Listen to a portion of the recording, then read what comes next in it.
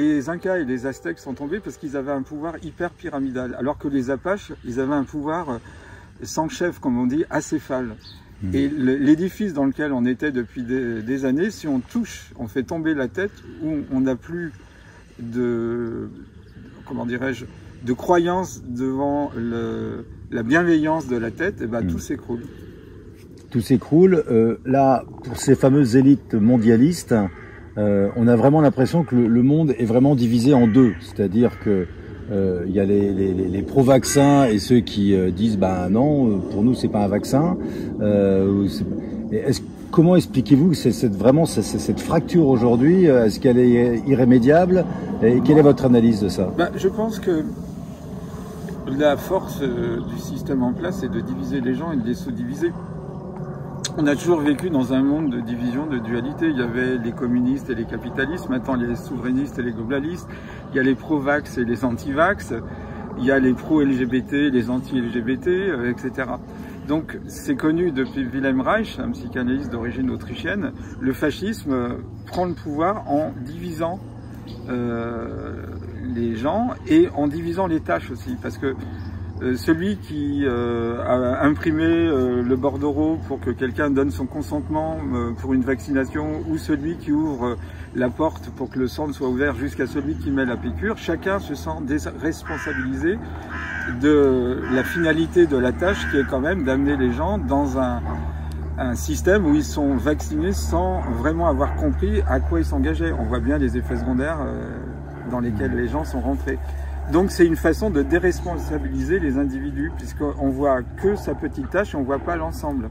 Et c'est un peu la critique de la pédagogie, où les gens vont voir une partie de la situation sans voir l'ensemble. Alors c'est assez intéressant, d'ailleurs je reviens sur ce petit sujet, parce que j'ai comparé, alors je tairai le nom, mais un ami qui est agrégé, docteur en histoire, il enseigne à Sciences Po, etc., normalien évidemment, et puis monsieur Henri au 58, là où j'habite, à Oulin. Et monsieur Henri, il n'a même pas le certificat d'études. Et quand on parle, si on faisait une caméra cachée, on dit bah lui il est prof à l'université, puis mon copain on dit bah non, il n'a aucune ambition intellectuelle, c'est complètement l'inverse. Et monsieur Henri, il est vraiment intelligent au sens où il est capable de faire les liens entre les choses. Et c'est ça qui est intéressant, c'est de faire le lien entre les choses. D'ailleurs, il y a un nouveau concept qui est né, ce qu'on appelle la cyberlittératie. Ce sont des autodidactes qui vont chercher les informations sans autocensure. Et une des clés pour comprendre pourquoi les élites surdiplômées n'ont pas vu la situation dans toute son ampleur, c'est parce que justement ils s'autocensurent pour faire les liens entre les choses. Ils ne s'autorisent pas à faire des liens avec leur savoir et d'autres savoirs qu'ils ne maîtrisent pas, ce que M. Henri s'autorise à faire. Et pourtant, il y a une volonté également de faire disparaître les frontières, donc c'est pas compatible. Avec cette volonté de diviser et en même temps cette volonté de dire non, il n'y a plus de frontières. C'est là où on est dans la confusion. Open Society, qui est un détournement des travaux du philosophe autrichien Karl Popper, il y a beaucoup d'Autrichiens à l'honneur ce matin, il avait envisagé un concept en disant une société fermée ou isolée, c'est une société totalitaire. Donc l'inverse, c'est la société ouverte. Mais si on ouvre la société, on rentre dans un fascisme planétaire. Vous voyez ce que je veux dire? Alors cette notion de frontière, elle a été décriée depuis des années et des années. Déjà, on a commencé à critiquer la notion de frontière, qui serait nationaliste. Comme disait le général de Gaulle, le patriote aime son pays, le nationaliste déteste les autres pays. Donc la notion de frontière, elle n'est pas normalement associée à la notion de fascisme, de totalitarisme. Mais assez rapidement, on a réussi à convaincre les gens qu'il fallait abattre les frontières.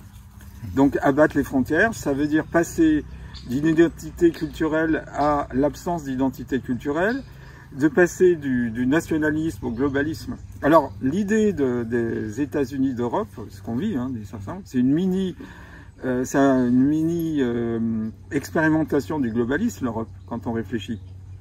C'est Victor Hugo qui l'avait eu, il appelait ça les États-Unis d'Europe. Ce à quoi le sage indien Yogi Aurobindo lui a dit ça n'a de sens que si chaque pays garde sa souveraineté. Ce qui faisait la richesse de l'Europe, c'est sa biodiversité. C'est pas parce qu'on partage un même espace qu'on doit être identique. D'ailleurs, un physicien vous dirait que quand vous avez une uniformisation, c'est la mort d'un système. Par exemple, vous prenez une source chaude et une source froide. Au bout d'un certain temps, la source chaude donne généreusement sa chaleur à la source froide pour que les deux sources évoluent en finalité à la même température. Il y a une équité thermique. Et on dit que le système est mort. Donc si à un moment donné, on a la même culture, la même langue, la même façon de manger, la même politique partout, c'est la mort de la vie sur la Terre. Donc le projet des globalistes, c'est un projet de mort. Et si on est dans des visions un peu freudiennes, la pulsion de tout individu oscille entre Eros et Thanatos. Donc le globalisme, c'est une pulsion de mort.